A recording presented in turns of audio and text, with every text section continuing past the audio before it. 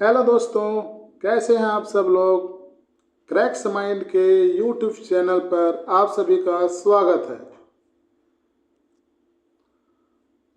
आज की इस वीडियो में हम छत्तीसगढ़ नगर सेना फायरमैन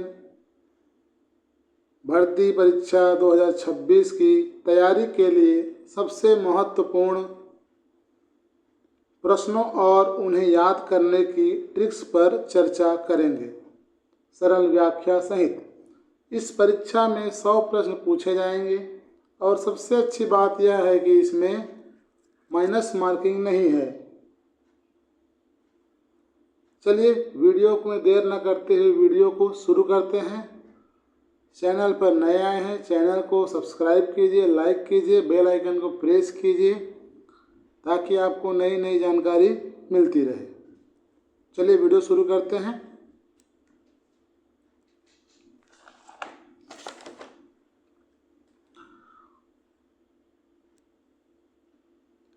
पहला क्वेश्चन है, आग के टेट्राहेड्रॉन में चौथा तत्व क्या है। आग के टेट्राहेड्रॉन में चौथा तत्व क्या है। ए चेन रिएक्शन, बी नाइट्रोजन, सी प्रेशर, डी कार्बन डाइऑक्साइड। इसमें देखते हैं। हीट उष्मा, ऑक्सीजन, ईंधन और चेन रिएक्शन। हमारा आंसर है ए चेन रिएक्शन। आग के टेट्राहेड्रॉन में चौथा तत्व क्या है, चेन रिएक्शन। टेट्राहेड्रॉन के 4 तत्व heat, fuel, oxygen, chain reaction. Fire tetrahedron में आग लगने के लिए 4 चीज़ों की आवश्यकता होती है। आग लगने के लिए 4 चीज़ों की आवश्यकता होती है, ऑक्सीजन, हीट, ईंधन और chain reaction. Next, class C fire किससे संबंधित है। ए लकड़ी, बी ज्वलनशील द्रव, सी विद्युत उपकरण या डी धातु। क्लास सी फायर विद्युत उपकरणों से संबंधित आग को कहते हैं। सी फॉर करेंट, विद्युत धारा। हमारा आंसर है सी विद्युत उपकरण। क्लास सी फायर विद्युत उपकरणों wiring, switch board, motor, generator आदि में लगने वाली आग को कहते हैं। क्लास सी फायर में पानी का प्रयोग नहीं करना चाहिए। CO2, DCP या क्लीन एजेंट एक्सटिंग्विशर का उपयोग करें। Next, dry chemical powder DCP का सबसे प्रमुख कार्य क्या है। DCP आग के दौरान होने वाली चेन रिएक्शन प्रक्रिया को रोकता है, जिससे आग के फैलने से रुक जाती है। ऑप्शन ए ताप कम करना, बी ऑक्सीजन हटाना, सी चेन रिएक्शन तोड़ना या फिर डी ईंधन हटाना। हमारा सही आंसर है सी चेन रिएक्शन तोड़ना। ड्राई केमिकल पाउडर में मौजूद केमिकल आग के दौरान होने वाली रासायनिक प्रक्रिया को रोक देते हैं, जिससे आग आगे नहीं बढ़ती। DCP चैन स्टॉपर, ये आपका 5 स्टार क्वेश्चन है, एग्जाम में आ सकता है। नेक्स्ट,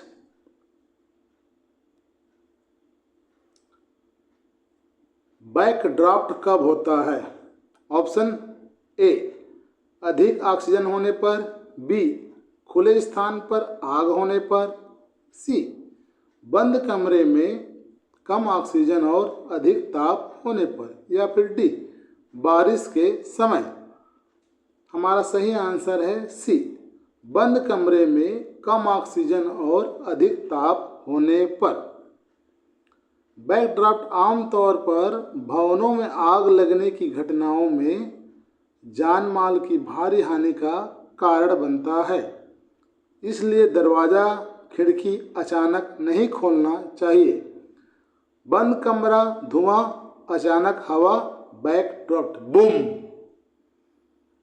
जब किसी बंद कमरे में या स्थान में कम ऑक्सीजन, अधिक ताप और धुआं भरा हो तथा अचानक दरवाज़ा या खिड़की खोलने पर ऑक्सीजन तेज़ी से प्रवेश करे तो आग धमाके के साथ भड़क उठती है। फिल्मों में देखे होंगे आप लोग, बिल्कुल वैसे। फायर होज रील का मुख्य उपयोग किसके लिए किया जाता है? यहाँ पर दिया हुआ है फायर होज रील। यह दीवार पर लगा एक उपकरण होता है जिसमें लंबी पाइप और नोजल जुड़ा होता है। इसे पानी के स्रोत से जोड़ा जाता है और छोटे क्षेत्र की आग पर तुरंत नियंत्रण पाने के लिए उपयोग किया जाता है। आमतौर पर जैसे आप मॉल वगैरह जाएंगे तो वहाँ पर ऐसा चीज़ें लगी रहती हैं मॉल में, सीढ़ी के पास, है ना। इसका आंसर है ऑप्शन नंबर बी। प्रारंभिक आग बुझाने के लिए फायर होज रील का प्रयोग किया जाता है। नेक्स्ट, अग्निशामक यंत्र का उपयोग करने की सही विधि क्या है? A, pull, aim, squeeze, sweep, B, push, aim, spray, stop, C, pull, attack, stop, wait, या फिर D, pull, alarm, squeeze, water.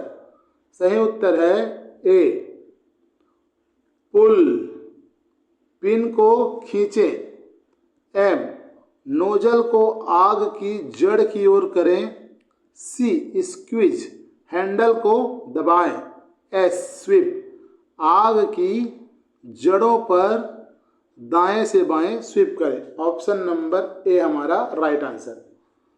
इसकी ट्रिक है पास। ये 5 स्टार क्वेश्चन है, इसको याद रखेगा। पी से पुल खींचो, ए से एम निशाना लगाओ, एस स्क्वीज दबाओ, एस स्वीप स्वीप करो। हमेशा आग की जड़ पर ही निशाना लगाएं। हवा की दिशा को ध्यान में रखकर पीछे की ओर से आग बुझाएं। उपयोग के बाद यंत्र को रिफिल एवं चेक करवाएं। पास विधि सबसे सुरक्षित और प्रभावी तरीका है। इससे फायर एक्सटिंगर का पूरा प्रभाव आग की जड़ पर पड़ता है और आग जल्दी नियंत्रित होता है। नेक्स्ट क्वेश्चन है हमारा, निम्न में से क्लास बी फायर का उदाहरण क्या है? ज्वलनशील द्रव, फ्लेमेबल लिक्विड की आग, पेट्रोल, डीजल, पेंट, तेल। जलता है लेकिन पानी से नहीं बुझता है, जिसे क्या कहते हैं? क्लास बी फायर, लिक्विड ज्वलन को। ए, लकड़ी, कागज, कपड़ा, नहीं। पेट्रोल, डीजल, पेन, तेल, यस। हमारा राइट आंसर है B. B for burn liquid. जो द्रव जलता है वह क्लास बी फायर है। Petrol, diesel, kerosene, thinner, LPG, liquid आदि ज्वलनशील द्रव होता है। इनकी आग क्लास बी फायर कहलाती है। पानी से आग फैल सकती है। क्लास बी फायर में पानी से आग फैल सकती है। फोम, CO2, DCP एक्सटिंग्विशर का उपयोग करें। तेल की आग पर कभी भी पानी का प्रयोग ना करें। नेक्स्ट, जलती हुई वस्तु के जलने की प्रक्रिया को कौन से 3 तरीकों से फैलती है? आग फैलने के 3 तरीके: चालन, संवहन, विकिरण। CCR conduction, convection, radiation.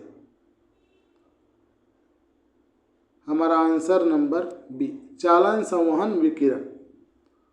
आज की ऊर्जा एक स्थान से दूसरे स्थान तक 3 मुख्य तरीकों से पहुंचती है। चालन ठोस द्वारा, संवहन द्रव या गैस द्वारा, विकिरण बिना माध्यम के। आग तीनों तरीकों से अलग अलग या एक साथ फैल सकती है। एक आग की रोकथाम में इन तीनों तरीकों को समझना जरूरी है। इंसुलेशन, वेंटिलेशन और शील्डिंग से आग फैलाव को रोका जाता है। नेक्स्ट क्वेश्चन है हमारा क्वेश्चन नंबर 9। फोम एक्सटिंग्विशर किस प्रकार की आग पर सर्वाधिक प्रभावी है? क्लास बी फायर क्या है? यह ज्वलनशील द्रवों जैसे petrol, diesel, oil, paint, thinner आदि की आग होती है। फोम एक्सटिंग्विशर ज्वलनशील द्रवों की आग पर सबसे अधिक प्रभावी होता है। फोम तेल की सतह पर एक परत बनाता है जिससे ऑक्सीजन की आपूर्ति रुक जाती है और आग बुझ जाती है। हमारा आंसर है B, class B, foam. Foam तेल पर तैरता है और ऑक्सीजन को रोककर आग बुझाता है। ये आपका 3 स्टार क्वेश्चन है। नेक्स्ट क्वेश्चन है हमारा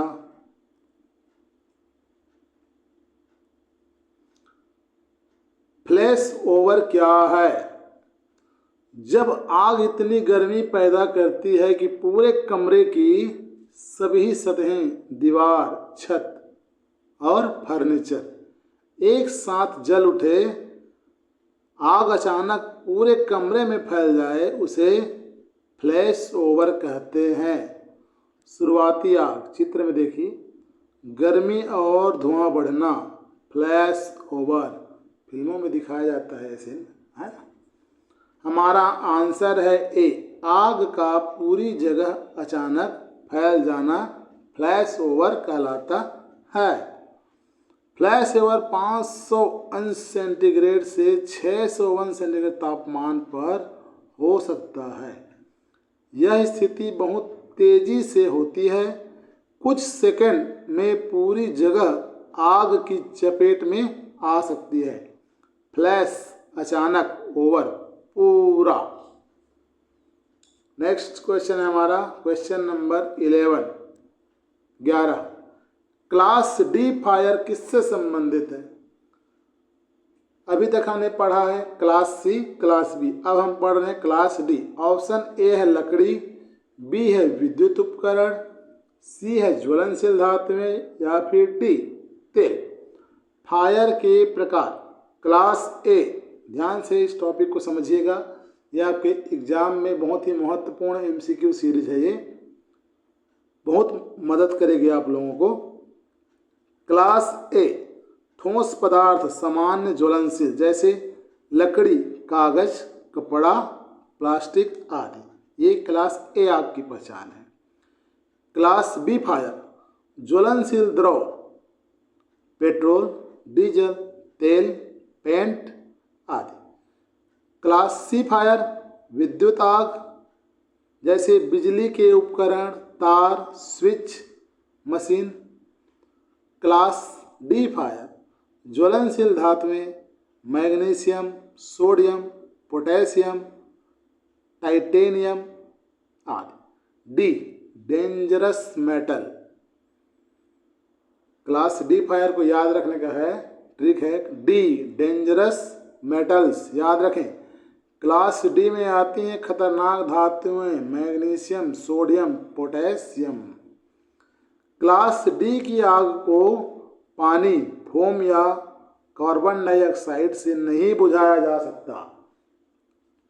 इसके लिए विशेष dry powder, copper powder, graphite, special metal powder का उपयोग किया जाता है। गलत तरीके से बुझाने पर आग और तेज हो सकती है।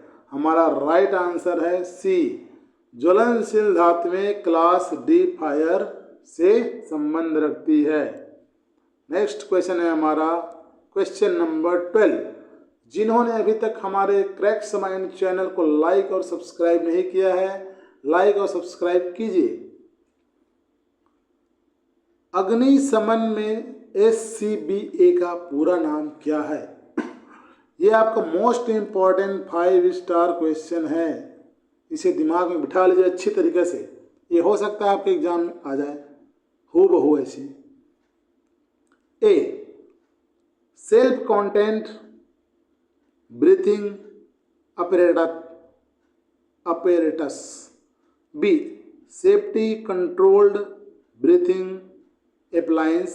सी, smoke control breathing add.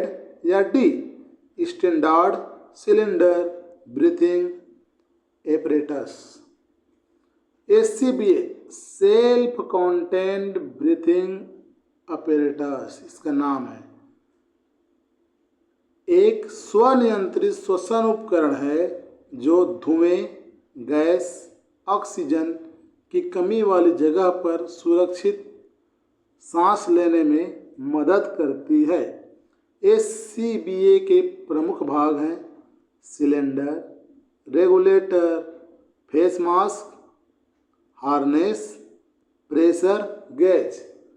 Trick है हमारी सेल्फ कॉन्टेंट ब्रीथिंग।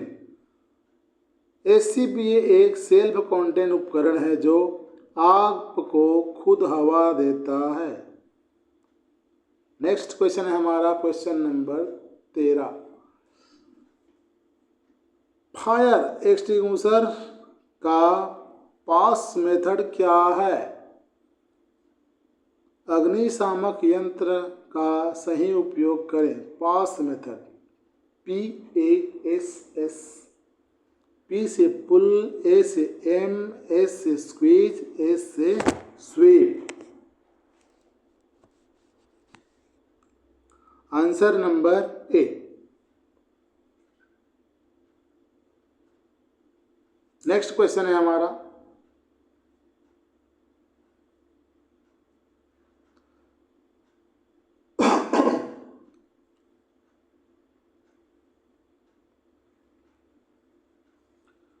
फायर होज का मुख्य कार्य क्या है? ए, धुआं निकालना। बी, पानी पहुंचाना। सी, गैस भरना। या डी, फोम बनाना। हमारा सही आंसर है बी, पानी पहुंचाना। आग बुझाने के लिए पानी को स्रोत से आग तक पहुंचाने का कार्य कौन करता है? Fire hose. ये देखिए जल स्रोत, फायर होज और आग स्थल पर फायरमैन कर्मचारी आग बुझाता हुआ। लचीली व मजबूत पाइप की बनी होती है। उच्च दाब में पानी पहुंचाने के लिए उपयोग होता है। आग बुझाने का सबसे महत्वपूर्ण उपकरण है। होज, वाटर कैरियर को होज कहा जाता है।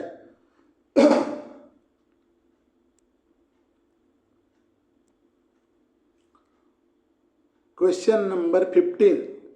फ्लैश पॉइंट क्या है? फ्लैश पॉइंट यह वह न्यूनतम ताप होता है जिस पर किसी ज्वलनशील पदार्थ की सतह से वाष्प निकलकर क्षणिक रूप से आग पकड़ लेती है। यह कैसे कार्य करता है? फ्लैश पॉइंट, पदार्थ को धीरे धीरे गर्म किया जाता है। पदार्थ की सतह से भाप उठने लगती है। ज्वलनशील वाष्प सतह के ऊपर फैलती है। पहली बार वाष्प पर लौ लगती है। यह ताप ही फ्लैश पॉइंट कहलाती है। आंसर नंबर हमारा ए। वह ताप जिस पर पदार्थ की सतह से ज्वलनशील वाष्प निकलकर आग पकड़ती है उसे फ्लैश पॉइंट कहते हैं। 5 स्टार क्वेश्चन है, याद कर लीजिएगा।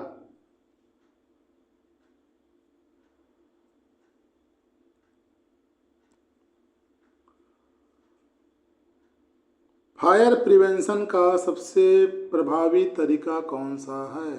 ए, धूम्रपान करना। बी, विद्युत वायरिंग की नियमित जांच, सी ज्वलनशील पदार्थ खुला रखना, या डी गैस लीकेज को अनदेखा करना। फायर प्रिवेंशन, आग लगने से पहले ही रोकथाम करना सबसे प्रभावी और सुरक्षित तरीका है। फायर प्रिवेंशन के प्रमुख उपाय: विद्युत वायरिंग की नियमित जांच करें, ज्वलनशील पदार्थों को सुरक्षित रखें, गैस लीकेज की नियमित जांच करें। ये नहीं कि आज चेक किए फिर गए महीने 2 महीने, है ना, नहीं, नियमित रूप से जांच करना है। धूम्रपान पूरी तरह प्रतिबंधित रखें, फायर सेफ्टी उपकरण रखें। हमारी व्याख्या है, विद्युत वायरिंग की नियमित जांच करने से शॉर्ट सर्किट, ओवरलोड और स्पार्किंग जैसी स्थिति को समय रहते रोका जा सकता है।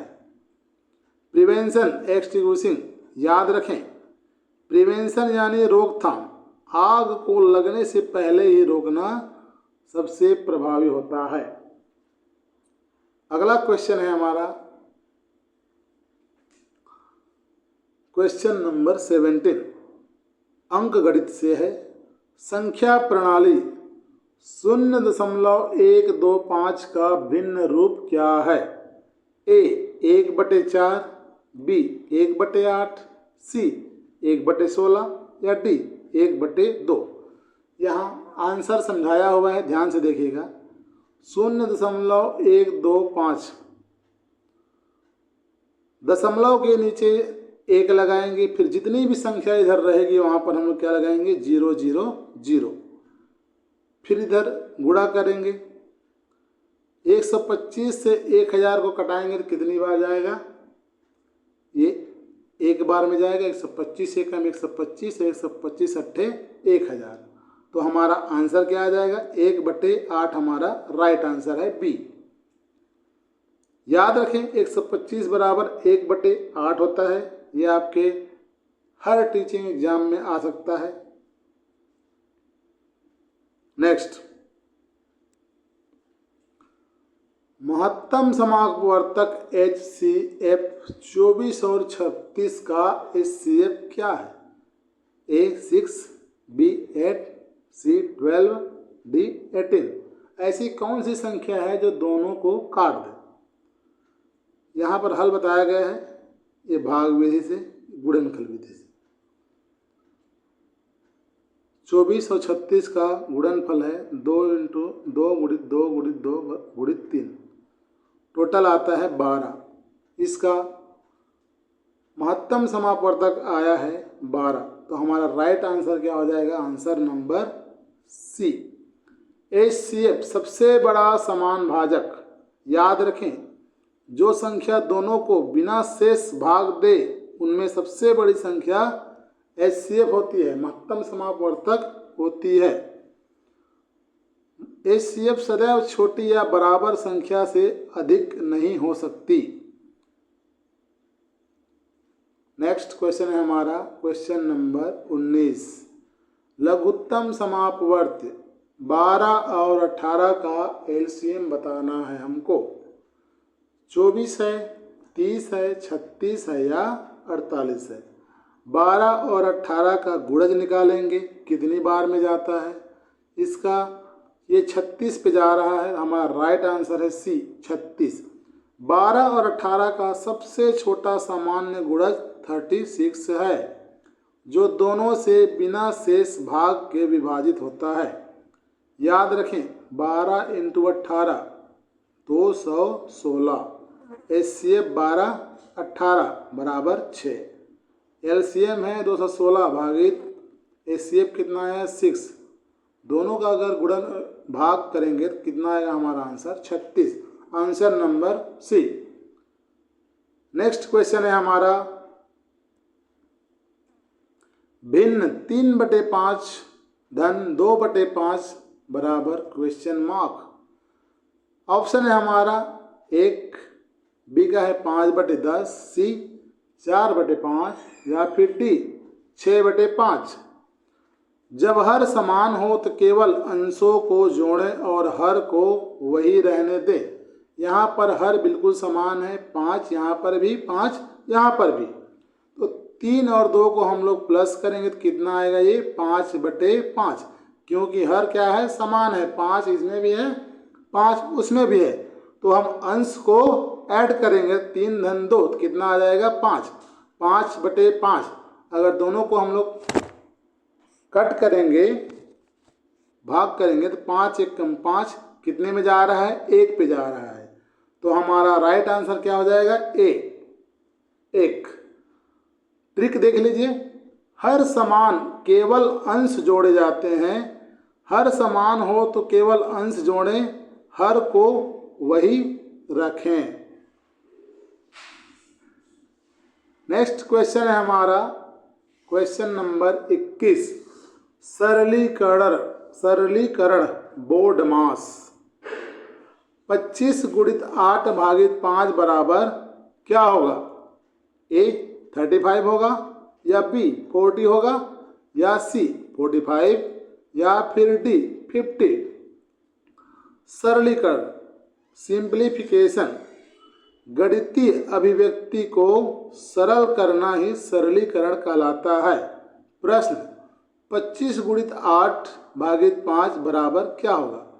बोर्डमास नियम के अनुसार 25 गुणित 8 1, 8 भागित 5 2। पहला चरण गुणा पहले करो, दूसरा चरण भाग करें। 25 अट्ठे होता है 200 भागित 5, हमारा आंसर आ गया है 40। बोर्डमास के नियम के अनुसार हमारा आंसर है 40। बी, ब्रैकेट कोष्ठक को पहले हल करो, ओ ऑफ का या फिर गुणा बोल सकते हैं, division, multiplication, addition, subtraction. Next question है हमारा क्वेश्चन नंबर 22, वर्गमूल 625 का वर्गमूल ज्ञात करना है हमें।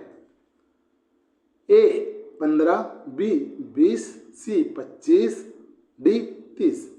वर्गमूल वह संख्या होती है जिसे स्वयं से गुणा करने पर मूल संख्या प्राप्त होती है। हमें ऐसी संख्या ज्ञात करनी है जिसे स्वयं से गुणा करने पर 625 प्राप्त हो। संख्या ज्ञात करें। मान लेते हैं वह संख्या हम लेते हैं 5। 5 को तो नहीं हो पाएगा, 25 लेंगे, क्योंकि इसकी अंतिम संख्या इकाई के स्थान पर क्या है, 5। तो हमें ऐसी संख्या लेना है जिसके इकाई के स्थान पर क्या हो, 5 हो। 25 का लेते हैं वर्गमूल। 25 का 25 से गुणा करेंगे तो कितना मिलेगा हमको, 625। हमारा आंसर क्या हो जाएगा, सी 25। याद रखें, वर्गमूल ज्ञात करने के लिए ऐसी संख्या खोजें जिसका वर्ग देने पर वही संख्या प्राप्त हो, जैसा मैंने कहा। नेक्स्ट क्वेश्चन है हमारा 23, घनमूल ज्ञात करना है 1728 का। ऑप्शन है 10, 11, 12, 13।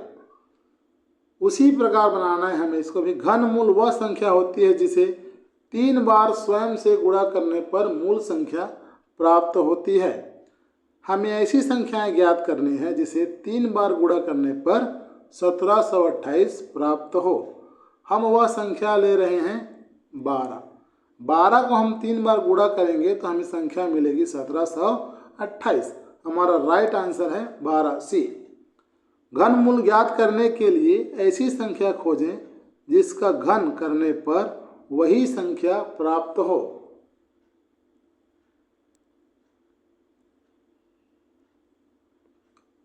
औसत 10, 20, 30, 40, 50 का औसत क्या है। ए 20, बी 25, सी 30 या फिर डी 35। औसत किसी संख्या के योग को उनकी कुल संख्या से भाग देने पर प्राप्त होती है। पहले योग ज्ञात करना है। 10, 20, 30, 40, 50 का योग कितना हो रहा है, 150, 150। फिर दूसरा चरण, कुल योग कितना है हमारा, 150 है। कितने पद हैं, 1, 2, 3, 4, 5, बटे में 5। अब 5 से इसको कटाएंगे हम तो कितने पे जाएगा, 30 पे। तो हमारा राइट आंसर है सी 30। याद रखें, किसी भी संख्याओं का औसत निकालने के लिए उनका योग करें और कुल संख्याओं से भाग दें। नेक्स्ट क्वेश्चन है हमारा आयु, एज। पिता की आयु पुत्र से 24 वर्ष अधिक है। ये मोस्ट इंपॉर्टेंट क्वेश्चन है, ये आपके एग्जाम में आएगा ही आएगा ऐसे क्वेश्चंस। पिता की आयु पुत्र से 24 वर्ष अधिक है। यदि पुत्र 16 वर्ष का है तो पिता की आयु कितनी होगी? ऑप्शन है ए 36, बी 38 वर्ष, या फिर सी 40 वर्ष, या फिर डी 42 वर्ष। आयु, दो व्यक्तियों की आयु में यदि कोई अंतर दिया है, यदि बड़ी आयु बराबर अंतर प्लस छोटी आयु से ज्ञात होती है। हल, पुत्र की आयु कितनी है? 16 वर्ष। पिता की आयु बराबर पुत्र की आयु प्लस 24 वर्ष। पुत्र की आयु है 16 वर्ष, धन कितने वर्ष अधिक बोला है? 24 वर्ष। दोनों को हम लोग जोड़ेंगे तो कितना हमें प्राप्त होगा? 40। यही हमारा आंसर है, 40 वर्ष। यदि बड़ी आयु किसी छोटी आयु से कुछ वर्ष अधिक है तो बड़ी आयु बराबर अंतर प्लस छोटी आयु से ज्ञात होता है। नेक्स्ट क्वेश्चन है हमारा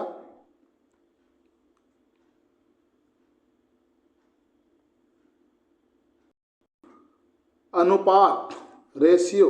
यदि ए अनुपात बी बराबर 3:5 तथा ए बराबर 24 हो तो बी कितना होगा? ए 32 होगा, 36, 40 या फिर 48 होगा।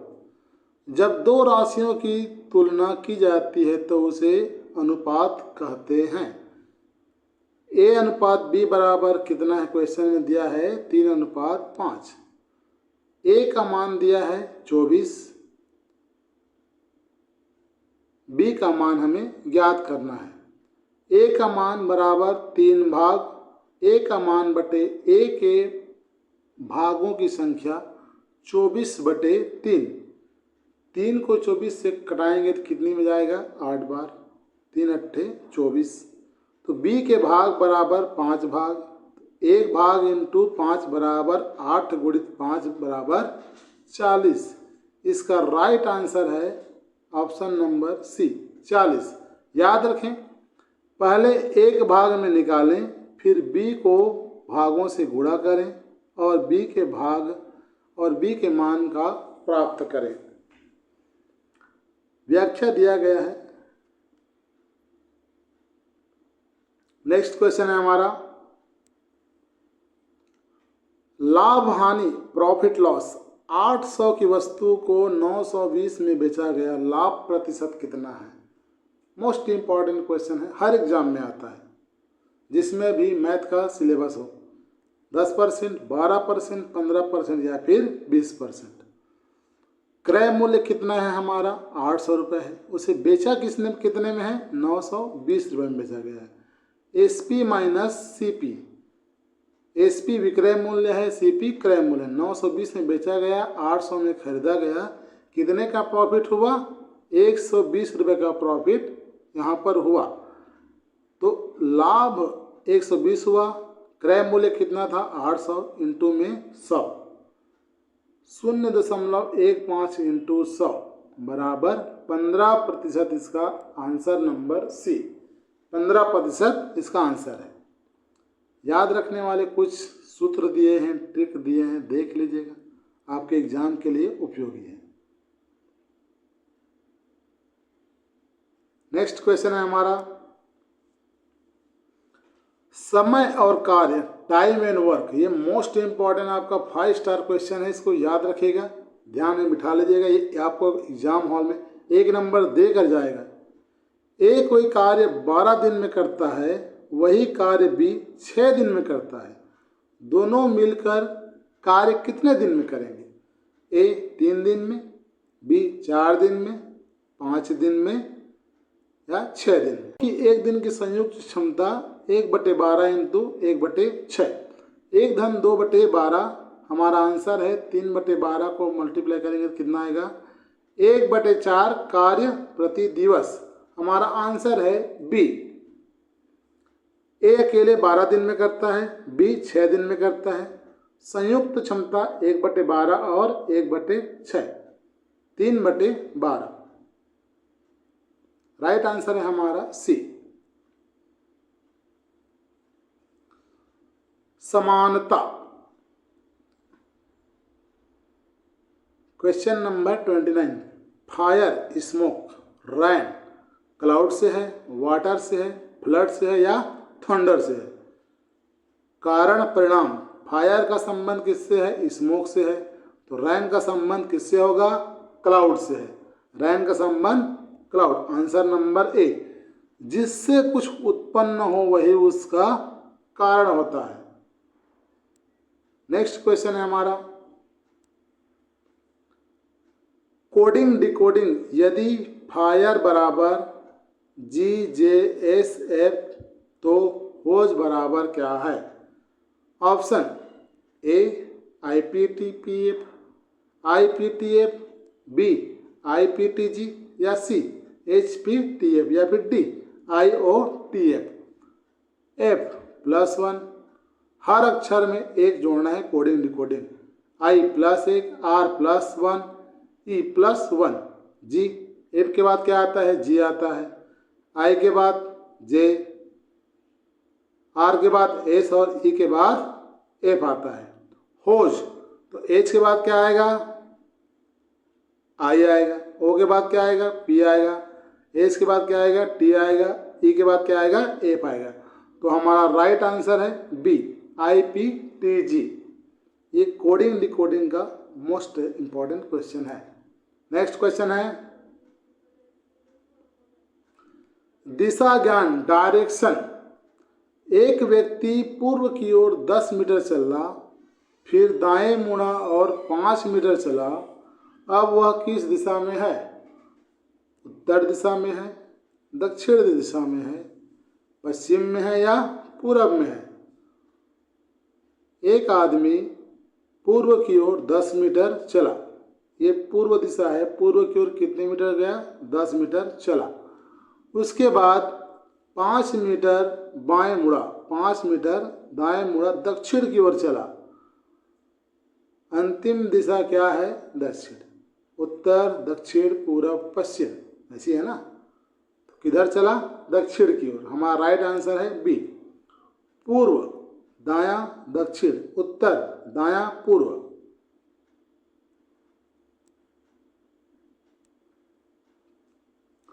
संख्या श्रेणी सीरीज 3, 6, 12, 24, 48। ए 72, बी 84, सी 96, डी 100। संख्या श्रेणी सीरीज हर बार इंटू 2। 3 दूना 6, 6 दूनी 12, 12 दूनी 24, 24 दूनी 48 और 48 दूनी क्या होगा, 96। हमारा 96 हमारा क्या है, राइट आंसर है। Question number 33। वर्गीकरण, क्लासिफिकेशन, इसमें से कौन अलग है, स्क्वायर, रेक्टेंगल, सर्कल या फिर ट्रायंगल। बहुभुज पॉलीगन, स्क्वायर, रेक्टेंगल, ट्रायंगल या फिर सर्कल। इसमें से कौन अलग है, सर्कल। सर्कल गोलाकार है और बाकी ये तीनों नहीं। स्क्वायर 4 भुजाएं बहुभुज, रेक्टेंगल 4 भुजाएं, ट्रायंगल 3 भुजाएं, सर्कल 0 भुजाएं, यह बहुभुज नहीं है। जिनकी भुजाएं होती है उन्हें क्या कहते हैं, बहुभुज। सर्कल की कोई भुजा नहीं होती। रक्त संबंध, ब्लड रिलेशन। ए बी का पिता है, ए बी का पिता है। इस क्वेश्चन को ध्यान से देखिएगा, आप एग्जाम में आ सकता है ऐसे क्वेश्चन। बी सी की बहन है, सी डी का भाई है, डी का ए से क्या संबंध है, पुत्र है, पोता है, भतीजा है या भाई है। ए बी का पिता है, बी सी की बहन है, सी डी का भाई है। A B C D D A का पुत्र है। हमारा राइट आंसर है ए, पुत्र। ए से चलकर बी सी के माध्यम से डी तक पहुंचे हैं। नेक्स्ट क्वेश्चन है हमारा क्वेश्चन नंबर 35। कैलेंडर, यदि आज सोमवार है तो 21 दिन बाद कौन सा दिन होगा? मंगलवार होगा, सोमवार या रविवार या फिर गुरुवार, कौन सा दिन होगा? 7 दिन का चक्र बार बार दोहराता है, सोमवार, मंगलवार, बुधवार, गुरुवार, शुक्रवार या शनिवार या रविवार। 21 दिन बाद 21 बराबर 7 गुणित 3, 7 दिन का चक्र 3 बार पूरा होगा, इसलिए वही दिन आएगा। जो दिन आज है वही 21 दिन बाद होगा। आंसर है सोमवार, बी।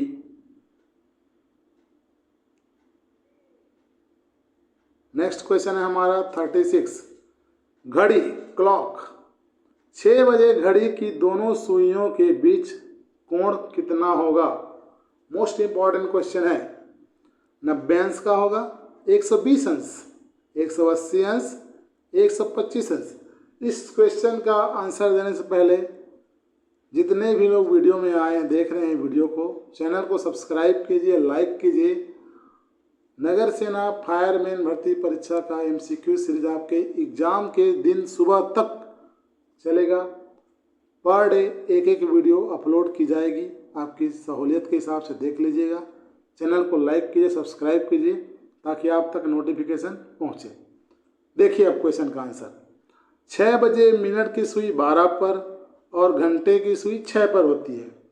दोनों सुइयों के बीच सीधी रेखा बनती है। सीधी रेखा कितने कोण कहलाती है? 180 अंश का कोण बनाती है। 3 बजे 90 अंश का कोण बनाएगी, 6 बजे 180 अंश का, 9 बजे 90 अंश का, 12 बजे 360 डिग्री 360 अंश का कोण बनाती है। तो हमारा राइट आंसर है 6 बजे के अनुसार 180 अंश, option number C. Next question है 37। तार्किक क्षमता, सभी फायरमैन कर्मचारी हैं, कुछ कर्मचारी खिलाड़ी हैं। निष्कर्ष निकालना है। ए, सभी खिलाड़ी फायरमैन हैं। बी, कुछ खिलाड़ी फायरमैन हो सकते हैं। या फिर सी, कोई फायरमैन खिलाड़ी नहीं है। डी, सभी कर्मचारी खिलाड़ी हैं। तार्किक क्षमता से रिलेटेड प्रश्न है ये। सभी फायरमैन कर्मचारी हैं, कुछ कर्मचारी खिलाड़ी हैं। डायग्राम के माध्यम से समझाया गया है। यहाँ पर कुछ कर्मचारी खिलाड़ी हैं। सिर्फ कुछ खिलाड़ी फायरमैन हो सकते हैं। ट्रिक, सम, ऑल। कुछ का मतलब सभी नहीं होता, सिर्फ इसलिए खिलाड़ी और फायरमैन का कुछ भाग एक हो सकते हैं लेकिन सभी नहीं। हमारा आंसर है आंसर नंबर बी, कुछ खिलाड़ी फायरमैन हो सकते हैं। नेक्स्ट क्वेश्चन है हमारा 38।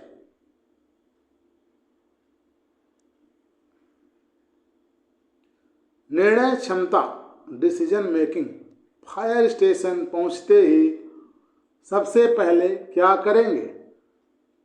मोबाइल चलाएंगे, PPE पहनकर स्थिति का आकलन करेंगे या सीधे आग में कूद जाएंगे? बिना सूचना वापस लौट जाएंगे? नहीं। निर्णय क्षमता, डिसीजन मेकिंग, पहला कदम हमेशा सुरक्षित और सही होना चाहिए। सबसे पहले हम अपने आप को सुरक्षित करेंगे, PPE पहनेंगे, स्थिति का आकलन करेंगे, उसके बाद योजना बनाकर कार्य करेंगे। हमारा राइट आंसर है बी, PPE पहनकर स्थिति का आकलन करेंगे। नेक्स्ट क्वेश्चन है पैटर्न पहचान। दिया गया क्रम है triangle circle triangle circle triangle. यह एक अल्टरनेट पैटर्न है। विषम स्थान 1 3 5, सम स्थान 2 4 6, 2 से 4 में सर्कल है, 1 से 3 में ट्रायंगल है। छठा स्थान क्या होगा? 2 4 6, छठा स्थान आएगा गोल सर्कल का। राइट आंसर है बी।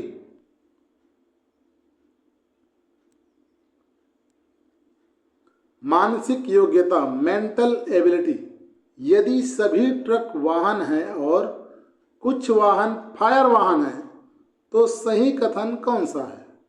ध्यान से पढ़िएगा क्वेश्चन को। यदि सभी ट्रक वाहन हैं और कुछ वाहन फायर वाहन हैं तो सभी कथन कौन सा है? सभी ट्रक वाहन है, ट्रिक दिया यहाँ पर डायग्राम के माध्यम से, वाहन है और फायर वाहन। सभी ट्रक वाहन है, कुछ वाहन फायर वाहन है। निष्कर्ष, कुछ वाहन फायर वाहन है। इस हिसाब से हमारा आंसर है कुछ वाहन फायर वाहन है। सब का अर्थ सभी, आल नहीं होता। सभी ट्रक वाहन है, ट्रक वाहन के अंदर आएगा। कुछ वाहन फायर वाहन है, वाहन और फायर वाहन के दौरान कुछ समान सदस्य हैं। नेक्स्ट,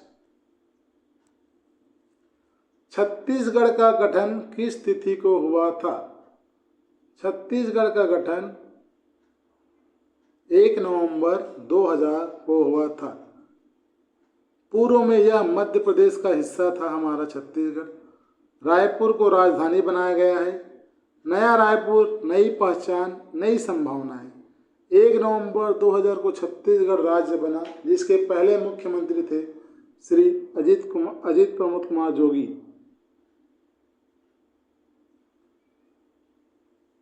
छत्तीसगढ़ राज्य का गठन 1 नवंबर 2000 को हुआ। यह राज्य मध्य प्रदेश से अलग होकर बना। छत्तीसगढ़ भारत का 26वां राज्य है। याद रखें, 1 नवंबर छत्तीसगढ़ को मिला नया अस्तित्व।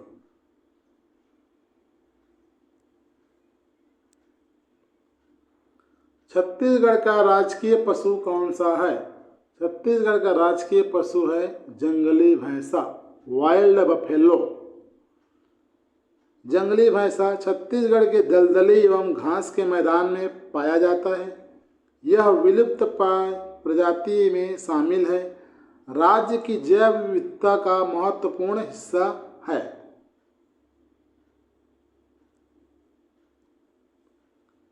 छत्तीसगढ़ उच्च न्यायालय कहाँ स्थित है? रायपुर में, दुर्ग में, बिलासपुर में या राजनांदगांव में? छत्तीसगढ़ का उच्च न्यायालय बिलासपुर में स्थित है। ऑप्शन नंबर सी हमारा राइट आंसर।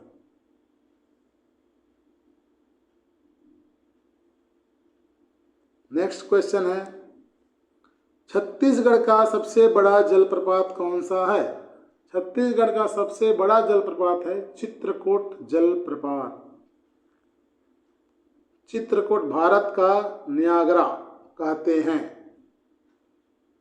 स्थान बस्तर जिला, जगदलपुर नदी इंद्रावती नदी में है। ऊंचाई लगभग 29 मीटर, चौड़ाई 300 मीटर। उपनाम भारत का नियाग्रा। किसे कहते हैं? चित्रकूट जलप्रपात को। नेक्स्ट क्वेश्चन है, भारत के संविधान की प्रस्तावना में कितने आदर्श जस्टिस, लिबर्टी, इक्वलिटी, फ्रेटर्निटी दिए गए हैं? ए 2, बी 3, सी 4, डी 5। जस्टिस, लिबर्टी, समानता, बंधुत्व कितने दिए गए हैं? 4। ऑप्शन नंबर सी हमारा राइट आंसर। इसको याद रखने की ट्रिक है JLEF। नेक्स्ट क्वेश्चन है हमारा, भारत का राष्ट्रीय गान किसने लिखा था? भारत का राष्ट्रीय गान लिखने वाले हैं रविंद्रनाथ टैगोर थे। रविंद्रनाथ टैगोर ने जन मन गण लिखा था। भारत का राष्ट्रीय गान जन गण मन के रचयिता गुरुदेव रविंद्रनाथ टैगोर हैं। इसे 27 दिसंबर 1911 को पहली बार गाया गया था। इसे 24 जनवरी 1950 को भारत का राष्ट्रीय गान अपनाया गया। नेक्स्ट क्वेश्चन है, भारत का राष्ट्रीय खेल दिवस किस महान खिलाड़ी के जन्म दिवस पर मनाया जाता है?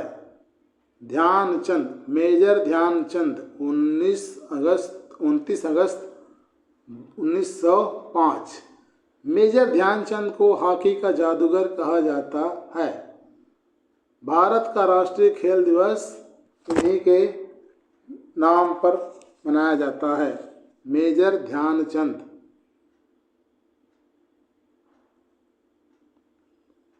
भारत की पहली महिला राष्ट्रपति कौन थी? Shrimati Pratibha Devi Patil. First women president Pratibha Devi Patil.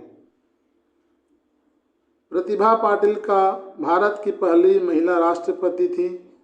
25 जुलाई 2007 से 25 जुलाई 2012 तक।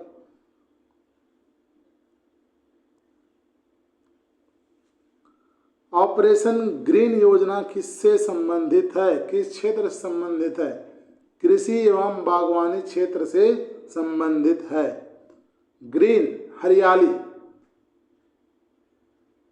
हमारा लास्ट क्वेश्चन है, राष्ट्रीय अग्निशमन सेवा दिवस नेशनल फायर सर्विस डे कब मनाया जाता है? ये आपका 5 स्टार क्वेश्चन है, आने की पूरी संभावना है। 14 अप्रैल को मनाया जाता है।